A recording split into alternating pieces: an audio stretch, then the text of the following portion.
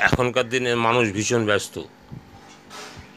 বড় কিছু দেখার বা শোনার সময় নেই। একজনে ঠাকুর নমস্কার করছে, ভিডিও করলো, ঠাকুর নমস্কার করছে মন্দিরে এবং সেখান থেকে বেরোচ্ছে, এইটুকু করলো, তাতে হাজার হাজার লাইক।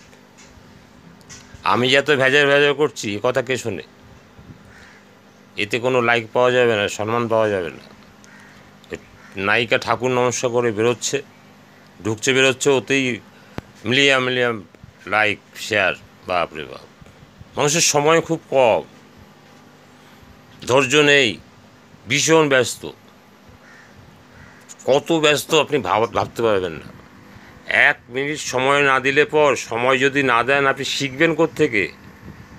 বই ধরবেন, নমস্কার দিয়ে রেখে দেবেন, বিদ্বান হয়ে যাবেন? বই খুলে খুলে পড়তে হবে, ঘন্টার পর ঘন্টা সময় দিতে হবে। তাই ভালো কিছু শিখতে গেলে আপনাকে সময় দিতেই হবে। লাইক শেয়ার ওইভাবে নিয়ে লাভ নেই।